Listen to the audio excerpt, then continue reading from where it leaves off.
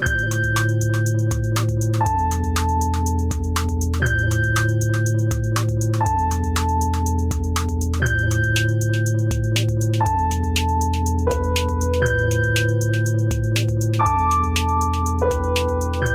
right, everybody, welcome back. This is the end of the world with Michael and Stu.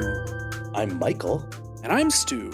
And today we are talking about a recent masterpiece directed by Kathryn Bigelow. That's right, it's A House of Dynamite. Mm-hmm. A film about one of my favorite childhood fears, nuclear war. Yes, well documented. As we'll talk about it. we've addressed many times, and I'm sure it will never come up. No, it will come up many more times in the future. But before we get into this thrilling, multi-perspectival exploration of the climate of fear, a universe of fear, Jeffrey Epstein is back in the news. Hooray! A new tranche of emails has been released. Michael, have you been just digging through these emails? Not really. I was traveling this week, so whatever would come up in the old algo, In the zeitgeist, as it were.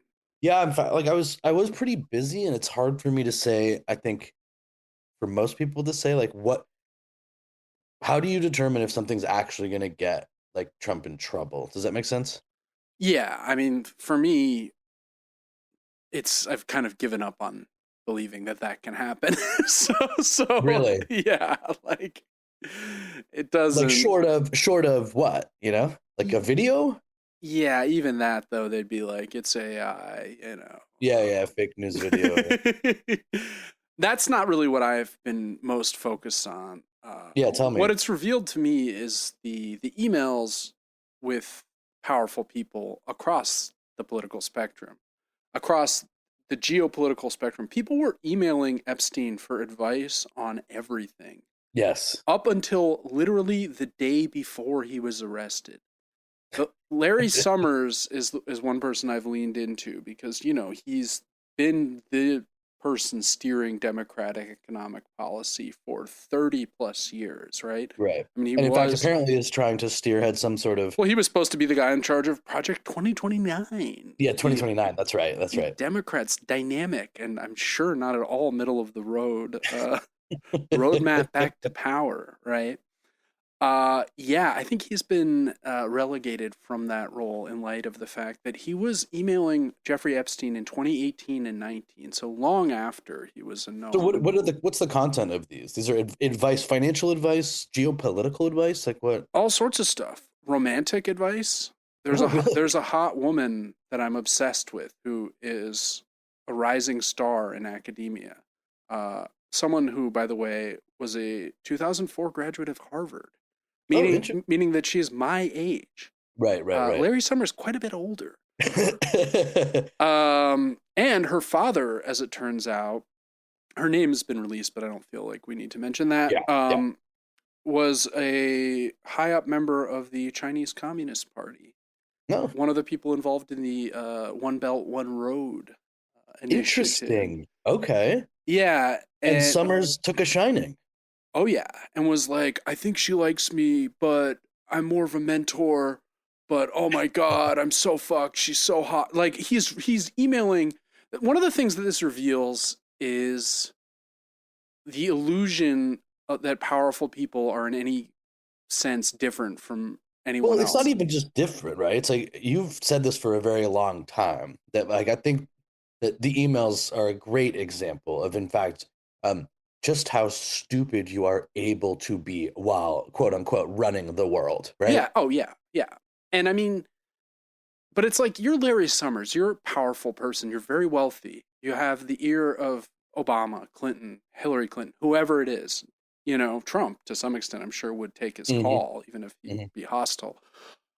And yet you're like, oh my God, I like this girl, like Jeffrey, like, what should I do? It's like, it's so pathetic. It reminds me a little bit of just to go on a bit of a tangent. You remember the Marv Albert scandal in the 90s where he was accused of biting a maid, I believe, after a tryst gone awry?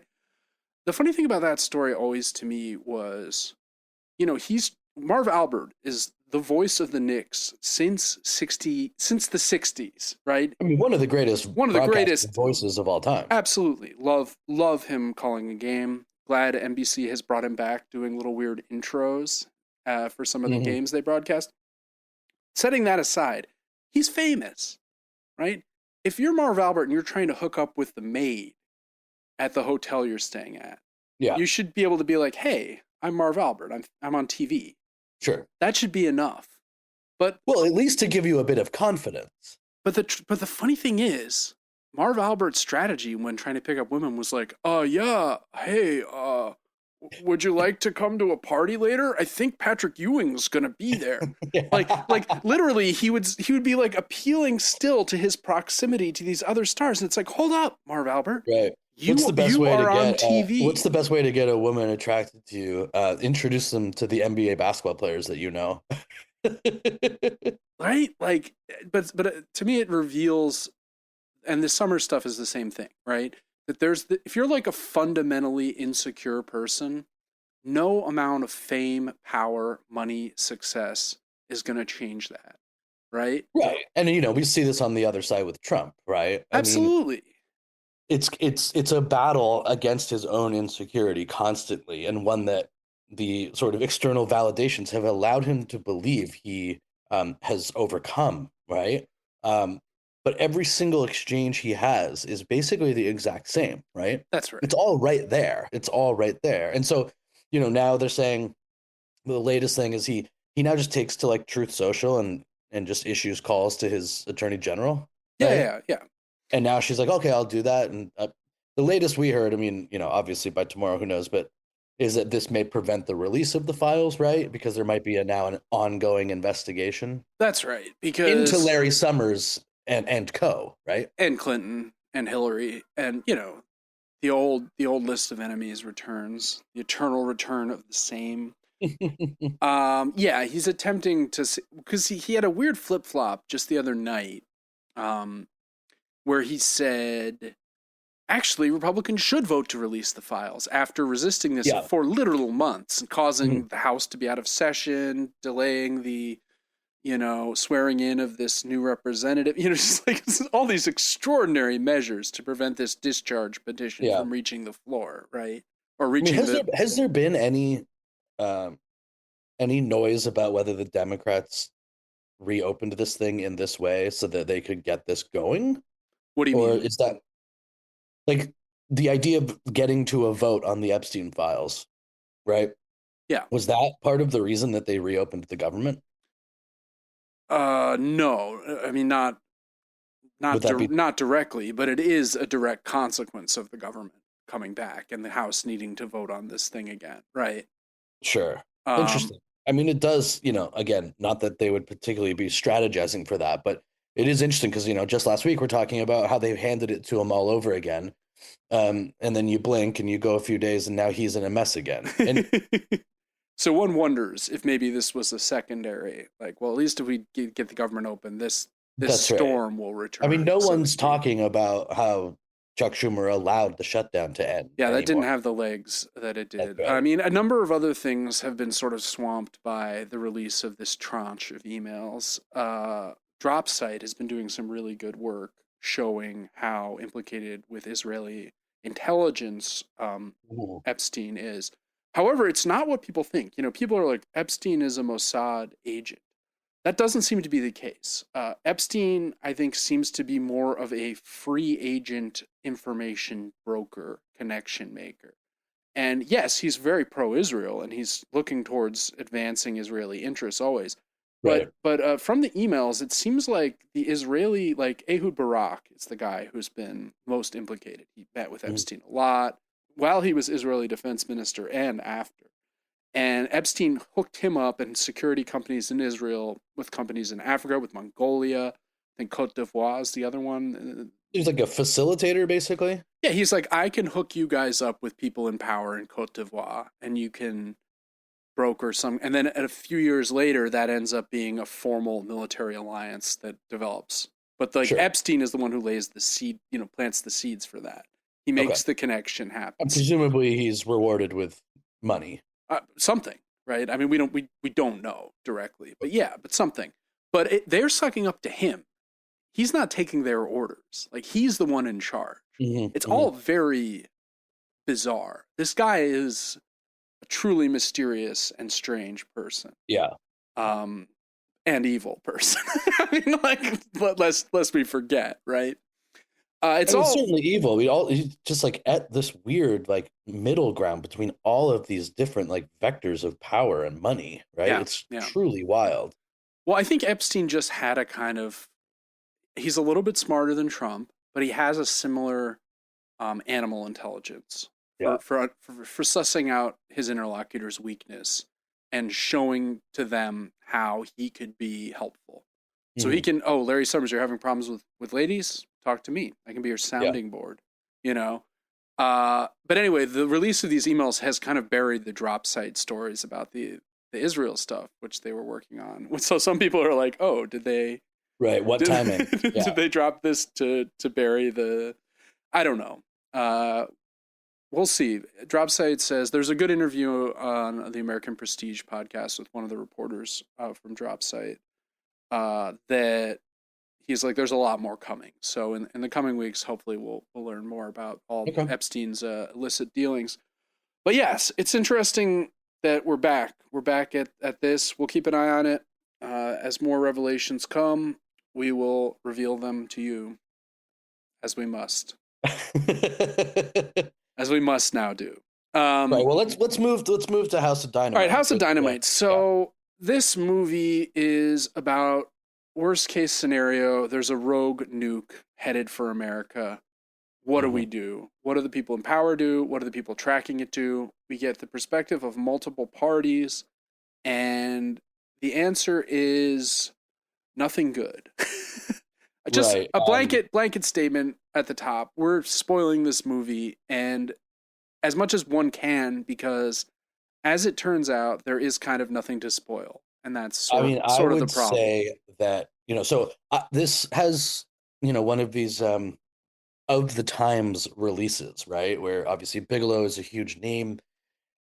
She gets this huge deal with Netflix to make these movies. She gets a quick theatrical release where the stream is out. I don't know if in concert with it, but very short. A week later, yeah. This is the new model for a certain type. I actually went to see it in the theater. In the theater. Wow, what was that like? It was, well, I mean, look, I think there was much to like about the beginning of the movie. Oh yeah. There were elements of it that definitely kept people around, but it was also, I think, fractured and a little tepid by the end. And what I mean by that is that the consequence of that in the theater is that most people, are just sort of hanging on to quote unquote see what happens. Yeah. And then when the ending comes, which we will get to, let's just say there was a lot of audible groaning. Like, what in the fuck? crowd. Yeah. A little bit of laughter, and sort of like I can't believe it. But to its credit, it's a very short movie. It wasn't like we were sitting there for 3 hours to get played like that. But I did have the thought, like after seeing it in theaters, where I was like, it's a spoiler, but like it feels like something more like a public service announcement to just be like, hey, like you're gonna go in here, just so you know. Because like I love these types of movies. I mean, we both love the potential of nuclear war stories. One of our favorites, right? Oh yeah. You kind of want to reach out to if you could have like a close friends and that we all share this particular genre interest to be like, just so you know, like this might be one to not check out. Just FYI, yeah. So the movie's divided into 3 sections. Each section has its own title and focuses on a different group of characters.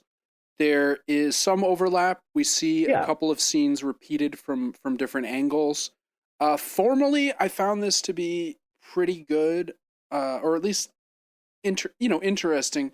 But it's sort of the Rashomon, but no difference in like see the same story 3 times, but it's all the same. I mean, I guess perspectives aren't different enough. You hear things in the background on a phone call that you then see what they are later, and that's kind of like, oh, that's what that was. But it's not. Right. There's no But I there's guess no what I mean, narrative instability. there's no character, and maybe this is part of it. It's just like, look, she's capturing what this institution or these institutions, how they would react in this situation.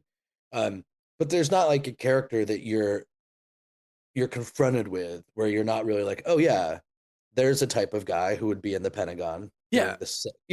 And so the overlap isn't quite interesting enough because it doesn't really feel like there's too many branches of perspective to take in.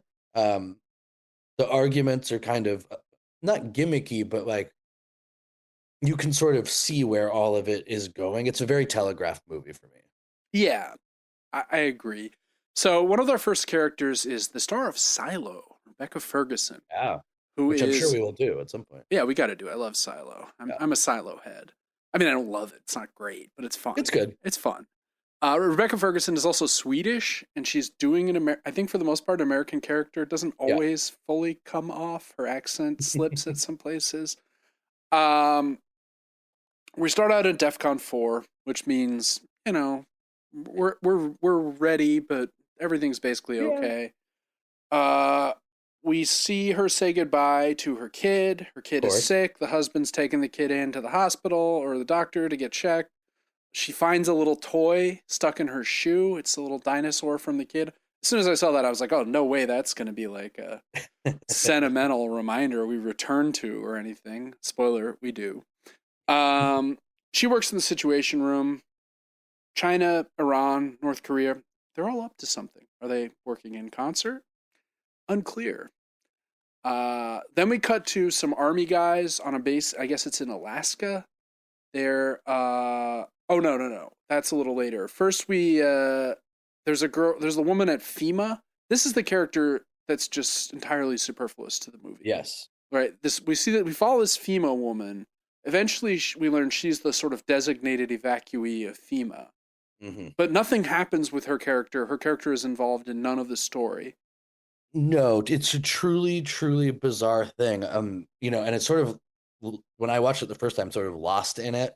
Yeah. I didn't really factor it in. And then the second time, when she came to the screen again in the rewatch, I was like, wait, yeah, nothing. What is the point of this character? Nothing happened. What you could literally just cut her character entirely and nothing would change. That's right. So then we learn at one point someone's like, the Irish ambassador is coming by. And my first thought was, is Ireland in on it? And then well, no, but it's the type of thing where like they're trying to establish that it's kind of a normal day. But again, people are talking about, oh, did you see that ball game last night? This kind of thing. But like the intrigue that follows isn't there really. Yeah. There's another North Korean test that's supposed to happen. That's the third one we learned since Christmas or something. There's a loose ICBM that's been detected. Yep. Indeterminate origin point. It seems to be consistent with previous North Korean launches, but this would imply, if they didn't notice the launch, that it was maybe launched from a sub. Do they have that sub technology? Unclear. There's a lot of, there's a lot of concern about the fact that they can't figure out where it came from. Yeah, because that might be able to inform what it was capable of doing, but also inform how to respond. Yes, because if it's just nuke North Korea, then you don't need to nuke Russia and China. Right? It's not just a test. It turns out it's going suborbital, and will hit in the mainland U.S. in 19 minutes. Get the president on the line at once. Yeah, right. This is another thing, right? It's like, I get it. I guess they're, it's a lot of like, we're trained for this. Everyone stay calm. We're trained for this type thing. Yeah. But people do seem to be moving remarkably slowly for much of the movie, right? Well, and also people break protocol constantly in this. People are always just like going and finding their personal cell phone. Go get my cell phone. I need to call my husband. Drive west. You got to get out of here. That happens over and over again. We see almost. Well, doesn't she call her husband? She calls her husband. The Secretary of Defense calls. He's resisting. Right? He's like, what are you talking about? Yeah, and it's like, look, you know what her job is, man. If she gets on the horn, put the pedal to the metal, dude. Yeah, like, what are you talking about? Yeah. We don't know what the Chinese are doing. We've got to. Yes. Well, this is the whole thing. The first thing is like what we know is that we don't know so much, Yeah, right? yeah. It's And now we're it's going a to be Socratic moment. entering some There's sort so of many fog. unknown unknowns. Yeah, it's not even like the fog of war, right? It's like whatever is before that, but it is the visibility is low already for sure. We get a bunch of generals on the line. We get the Secretary of Defense, who is Lane Price from Mad Men, One of the best characters of the movie. and one of the best actors, Jared Harris of Yeah, all time, fantastic. and has a kind of similar arc to Lane in some ways, Mhm. which we will address. So yeah, the husband's like, oh, now we're at DEFCON 2. Now we're at DEFCON 1. They shoot off Interceptor to try and knock the nuke Right. out of the air. Now, this part I kind of liked, I have to say, No, there's some because good moments of tension in the movie, it's not right? even just to me. It wasn't even. I mean, I think I don't know how you felt, but I never entertained for a second that the interceptor would work. No, of Right. course not. But it was like it is interesting to see. You have this massive, bloated, like technologically driven military that's meant to sort of be able to do anything. And at the end of the day, there's a couple of interceptors, and if they hit the nuke, all good. And if not, call your husband. And then we learn that their success rate is like 50-50, basically. Yes, yes, exactly. And they're like, we spent all this money We for spent $80 billion 50-50. for And it's like, 50-50. yeah, it makes sense. It's like, of course, it's so hard that's extraordinarily solid 50-50, right? Yeah, it's gonna hit Chicago, they discover. And then immediately the question is retaliation. Well, at first, it's like, there's a bit of ease. Like, maybe could be Louisville, these smaller cities are kind of and they make a point to say that. Like, it might be Cincinnati. Like, Could it be might be okay. Columbus. I mean, Yeah, yeah, we can yeah. survive without And then they're Ohio like, State. oh no, it's Chicago. That's big. And then the question is retaliation. We see the troops who fire the interceptor. After it misses, the leader of them just goes outside and starts puking. I think an appropriate reaction, rather. Yes, one of the few, I would say. This one guy calls his mom, who's probably in Chicago. We see Kathy, the FEMA woman, get evacuated. Half of the B-2s, the stealth bombers, are just immediately sent into the air to be ready to nuke whoever the president to get ready to do decides. something. Yeah. The president and his team or those members of the team on the evac list are getting taken to his bunker in Raven Rock in Pennsylvania. And yeah, our last seeing of Olivia, the Sarah Ferguson. Wait, is her name Sarah Ferguson? Rebecca Ferguson. Sarah Ferguson's the former Duchess of New Sarah York. Ferguson, Duchess of New York. Fergie. Yeah. How dare? I mean, I've got the royals on the brain, Michael. You know me. And then at the last scene we see of her, oh look, she has the little toy of the child. Oh boy, wow, who could have seen that coming? Will the U.S. retaliate? Luckily, President Stringer Bell is on the line. It's Idris Elba as the president. I like Idris Elba in this, although we don't really see him until Section 3. He is so... He seems like he's about to die in every scene that he's in. Just which I think is like a very good non-romantic depiction of what being president must be like. If you aren't. Yeah, I mean, it's an interesting, I mean, he obviously appears more at the end of the movie when it's kind of his turn to take center stage. Yeah.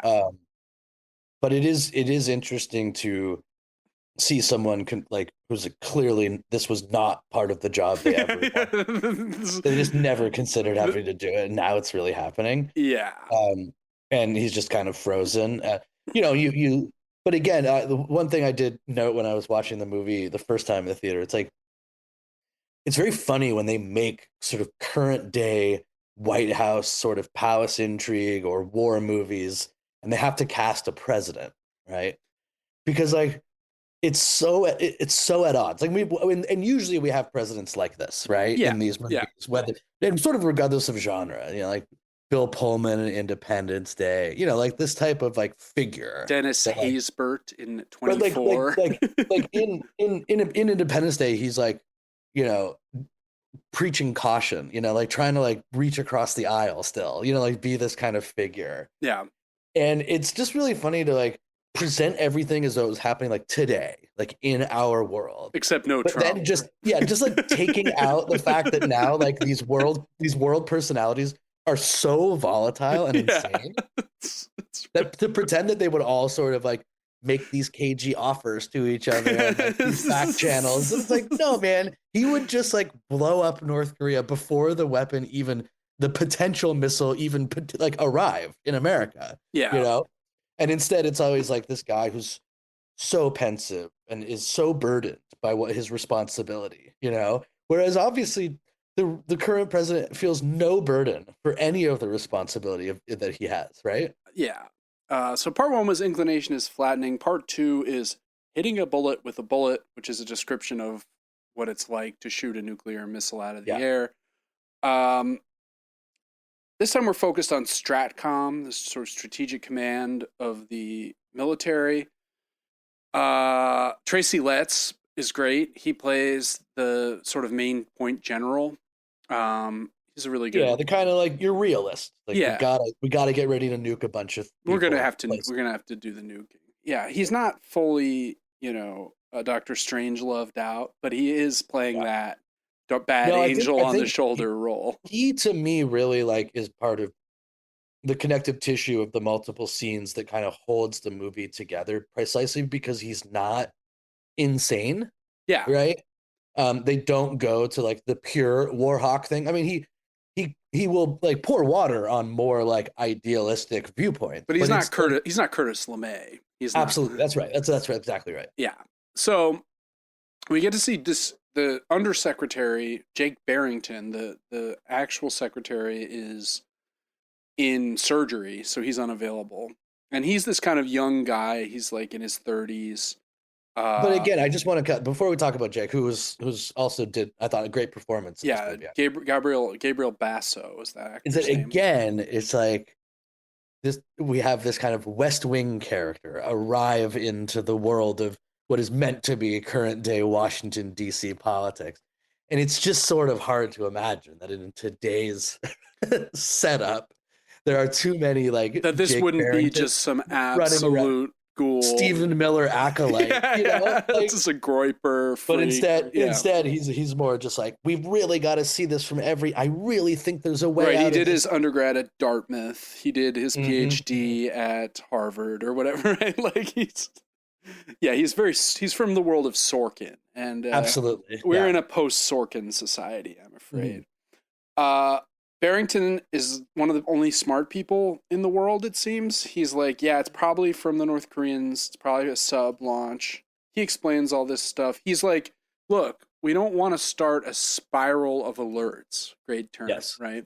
Whereas if we send up all our Air Force to bomb, with their bombers ready to launch, Russia and China will be forced to do the same. And this I think is one of the really good elements of the movie, right? Is that like I think it does do a good job of explaining how fragile this is and how like a single incident like this could lead to a spiral that is not based on the actual presence of arms or incoming danger, Yeah, but rather a responding to another an antagonist showing concern can then create alarm on the other side. and this is the title, The House of Dynamite. It's kind of a Right. more dramatic House of Cards. Yep. Rather than the House of Cards toppling, the house just explodes. Explodes, yeah. So Barrington basically is like, we should just do nothing. We should reach out to the ally to our adversaries and say, Everyone hold the fort, basically. yeah, like we'll let Chicago go because we don't want to literally end. Well, it's not even quite like that. It's Barrington's also bringing up another element of this, which is that they don't know if it will work. Right. I mean, if it is a nuclear missile that is coming from North Korea and not Russia and not China, that there's a very good chance that like it won't actually function in the manner that to get that far and then work. Yeah. And so it could go nowhere. They could have it all wrong, right? That there's still a lot of factors in play, and it's sort of portrayed as kind of like the more idealist thing is like let's just see if maybe those factors are play out, right? That's right. And one thing that I want to mention is there's a book I read recently, just considering things we might cover on the podcast called, and we still might do this eventually, called Nuclear War: A Scenario by Annie Jacobson. Mhm. And it is so similar to what happens in this movie that I Oh, was interesting. actually shocked this movie is not like an adaptation of this book. Oh, wow. I mean, it basically outlines without the character stuff. It's a hypothetical nonfiction book, like based on her interviews with Mhm. defense people and her experience of previous, like it's a really well, it's a gripping book, but it's about this exact scenario. So it's just so wanted to note that. Um, we finally get Idris Elba's character, who's just the president. We don't even ever learn his name. Yeah. Um, he gets on the line because he's been, well, we'll see where he's been in a minute, but he's like trying to they get this expert, Anna, who's a DPRK, North Korea expert. She's at Gettysburg with her kid at a battle reenactment. Yeah. I thought that was really funny. Yeah. She gets on the line. She's like, well, this could be, right? So the fact that we didn't detect it could also be an indication that there's a parallel cyber attack happening. Uh-oh. Right. But the main seed is that, yes, this absolutely could be a functional nuclear weapon coming towards us. Absolutely. And AI could have assisted the launch. Yeah. Great. China has been experimenting with AI aided launch to avoid Maybe Sam detection. Altman is working with the North Koreans. Who knows? So many possibilities. The stealth bombers take off. At one point, the president says, "This is insanity," and I think it's Tracy Letts says, "No, sir, this is reality." Yeah. Just like, Yeah. okay, like got it. The best scene in the movie for me was Jake reaches out to the Russian defense people, and they Hmm. have this conversation where basically the defense minister of Russia is like, "We didn't do this. Can you guarantee you won't nuke Russia if this hits?" And Jake is like, Yeah. no, I can't. I I'm actually like, can't do that. but there's this tense moment where you feel like they're going to have some kind of accord that could literally save the world. Mhm. And yet, no real guarantee can be Yeah, it's made. just not quite possible. There's not He doesn't have the quite, authority. and there's just not quite enough that either of them can do with what they know and don't know to really get to something concrete. Right. So then, Which again, like this is also a different scenario when you might have seen a movie like this coming out of like the pure Cold War moment when there were these two groups who could do this, and now there's just other actors that's right. and other actors with other allegiances, and it's very, very difficult to trust what anybody says. Absolutely. No, well said. So, um, part three is A House Filled with Dynamite, sort of Mhm. play on the title, obviously. We see Jared Harris, the defense secretary. He is golfing. The president's wife is in Africa. She's raising awareness about endangered elephants. The president and his wife are both black. This felt a little like, oh, what's a black president going to do? Of course, go to Africa and raise Yeah, it was a awareness. little strange. It's like, all right. They're arguing about normal things. Uh, his mother-in-law is fading, needs full-time help, blah, blah, blah. It's very routine. They seem to have a positive, loving relationship.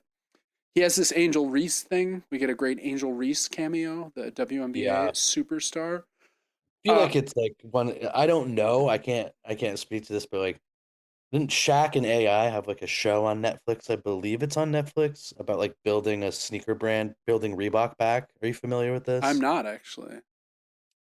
Well, so part of the first episode, I only saw the first episode. I do think it's Netflix.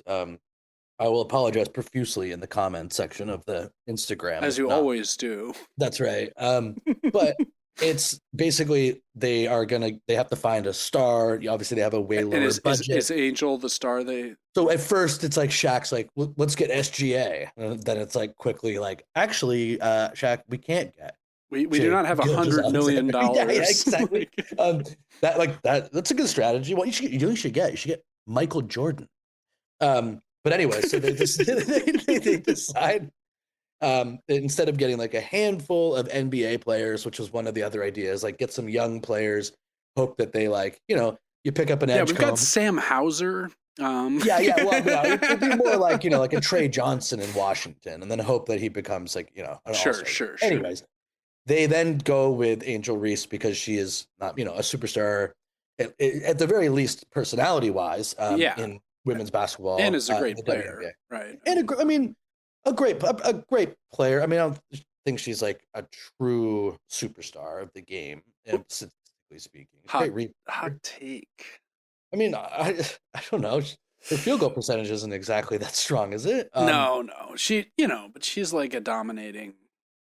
Yeah, she's really, really good. But again, the point is that like, I don't know if Angel Reese is going to save Reebok as a brand. Yeah, yeah. But I did have the thought in the theater. Is I this was a like, tie-in? oh, this is like a tie-in with the Shaq AI like That's funny. Reebok show. Oh my god! I But it's a lo- good scene, and she's actually quite good in it. I thought. I thought so too. And he comes out to the drum break from Phil Collins's "In the Air Tonight." Very funny So I moment. was Yeah. like, it's like do do do do do, and he runs out. Everyone's like, yeah. Uh, this is obviously the analog to Bush reading the pet goat. Yes, that's right. Right. So he's doing this. He's like shooting some hoops. He makes the basket on his second try. He's talking with some kids about what they want to be. Blah blah blah. Uh, in the middle of this, the like Secret Service just rush up to him, and he is just pulled because, as we know, there's a loose nuke. There's a loose nuke. Now he has this naval guy who's carrying the nuclear football. Yeah, that's his job. Who it looks like is an amazing job, actually. He just walks around with like a menu of options yeah, for the and a president to look bag at. with all the codes for Yes. authorizing the global thermonuclear war. Mm-hmm.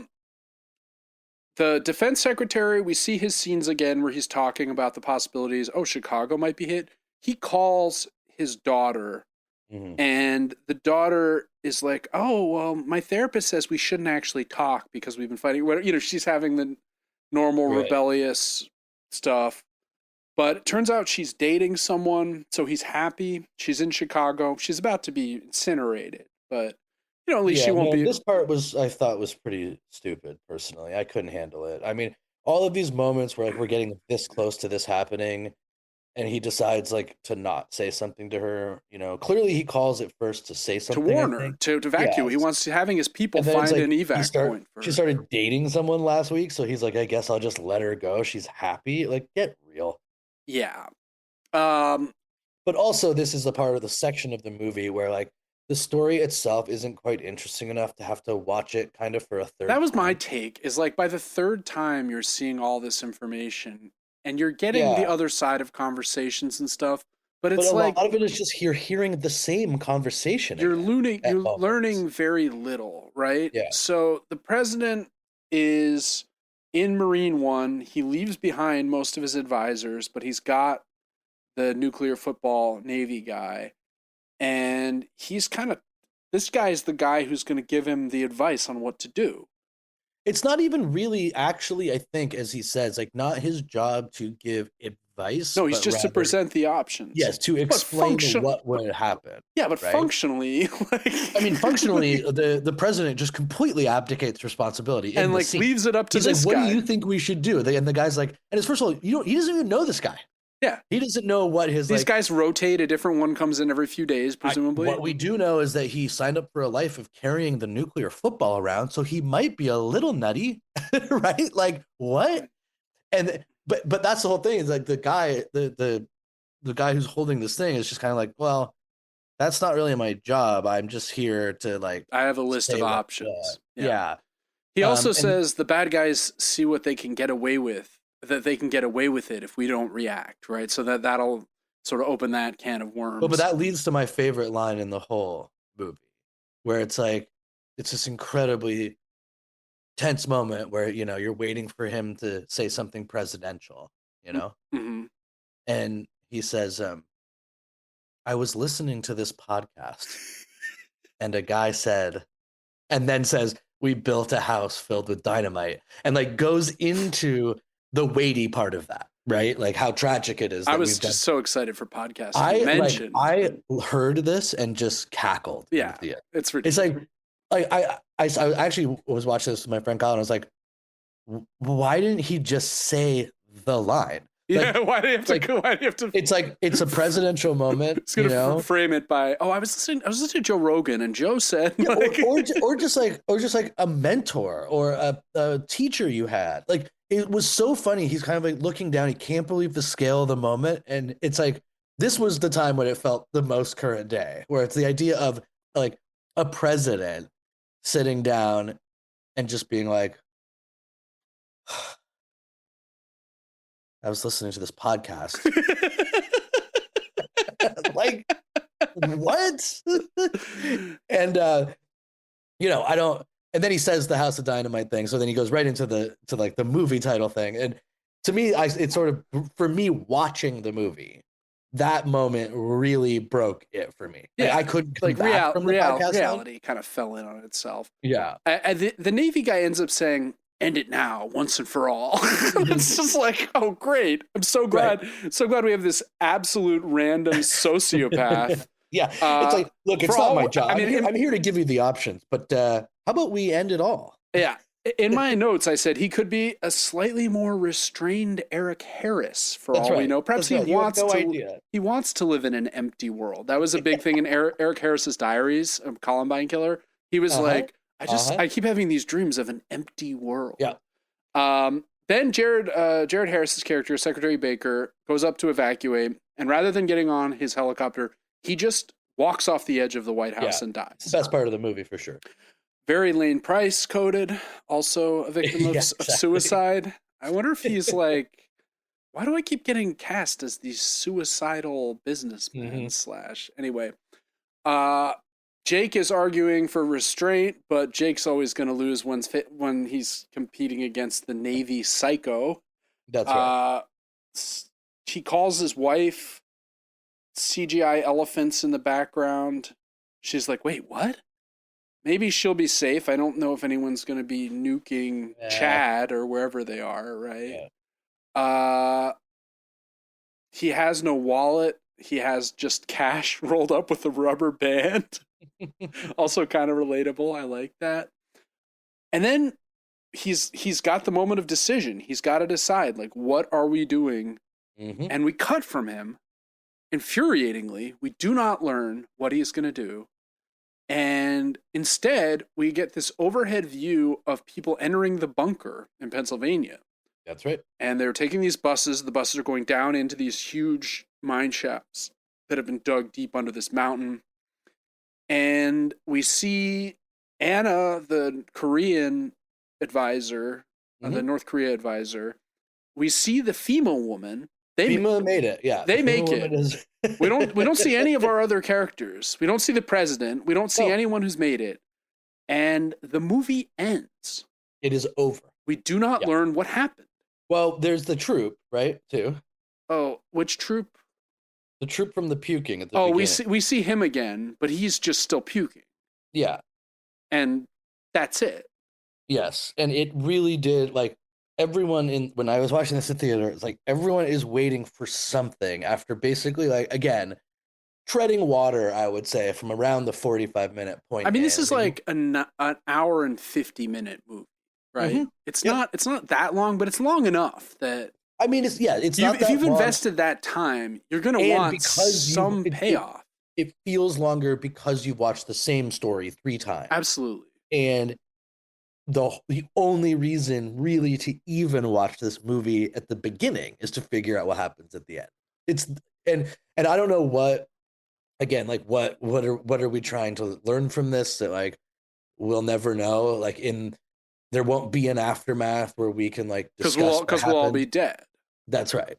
I mean, it's like The Sopranos. Fine, I guess The Sopranos ending. We cut to black. Oh, sorry, I forgot you haven't watched The Sopranos. Yeah, although that ending got panned by many people when it happened at the time, and I feel as though as time has gone on, it's gotten more respect as an ending. Is that right? Yeah. I think people just accept that what happened was he died. Yeah, and so that's my question for you. Like the last thing of this episode. So what do you think? As the credits roll, we hear ominous explosion sounds. There are a couple of explosions, yes. And that, to me, indicates that what happened was the world went up in flames, as the title would suggest. that nuclear war was not avoided. Those stealth bombers we saw soaring over the Russian hinterland dropped their payloads. The missiles Right. flew. You know, I think. But I guess to me, it's like, do you get the sense that the point of the bunker thing was to show the pointlessness of organizing this like post nuclear war society? Or was it suggesting a reason for hope that there will be this group of people? Oh, I had no hope. Yeah, you had no hope. I actually just didn't make a single determination. I was so upset by the fact that Bigelow didn't. Yeah. I mean, I think the fact that you get no resolution is just so infuriating that you're unable to think about what you've actually just watched. I mean, whatever she was hoping to accomplish, right? I can tell you that in that theater, it did not get accomplished. Collective right? groan. Just like that, no one was like, "Wow, interesting." You know, it was just kind of like seeing people emerge from the theater that you don't know, and you're just all kind of They're smirking, just everyone's shaking, their laughing, head. and you're like, you know, you hear people like, "What did we just do?" You know, like, Yeah. why were we here? Yeah, again, like we see this a lot of times that an idea that seems good in the head of a filmmaker ends up coming across as the sort of too clever by half of it all. And also just a cop out. Yeah. Like what? Yeah. I can't tell you if there would be a good enough version of this formal structure where I could be okay with an ending like that, but I could see that. Like if I was that invested with all three different acts, right? Yeah. And they were sort of different enough and the perspectives enough and like the sense of what might happen was a little more extreme and unknown to me. Yeah. As opposed to that by the time you're halfway through the second part, it's all so telegraphed the rest of the movie. Yeah. That all I really care about is that point is like at that point is, well, did they blow up or not? I mean, will someone think of Wrigley Field? Throw me a freaking bone here. Yeah, that's right. So there, anyways, all told, like, you know, look, with you and I as listeners of the podcast can attest, like we are going to watch every movie like this that ever comes out. Like you can put this exact movie out with different actors next week and we will watch it. Right? Like, I can't say no to these nuclear time, you know, ticking time bombs. Yeah, and there's a bunch of older ones we haven't even No, but though I will never become oversaturated by this exact genre. Yeah, I will sign up every time. Yeah. Yeah, for sure. All right, well, next week we're going to be taking a slightly different tack. We will be handling a classic movie from the 70s, namely one that we've all heard quoted many times, even if we haven't ever actually seen it, and that is Network. Network. You've seen Network before, right? Of course.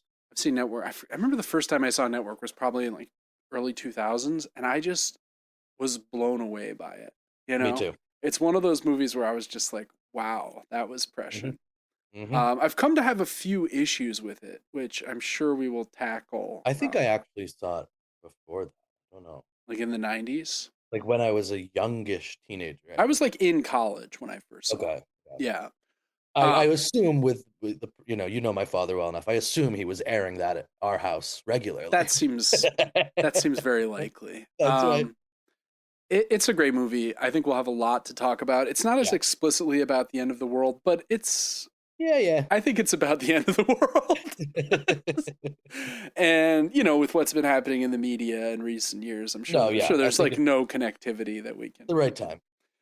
Awesome. So I think that's going to be really fun. In the meantime, if you like the show, you can follow us on the podcatcher of your choice. And if you really like the show, you can leave us a rating and or review on that podcatcher. We always welcome more ratings and or reviews. You can also follow us on Instagram at End of the World WMS, where we often post reels of our foibles and quibbles. I don't know. I'm running out of ridiculous things to say about what our reels consist in. Just bring a bit of life to the characters that you've come to love on the pod. Yes, you give a bit of face to the voice, which I know you all crave to do. But in the meantime, we will be back next week with Network, and this has been the End of the World with Michael and Stu. I'm Michael. And I'm Stu, and we will talk to you real soon.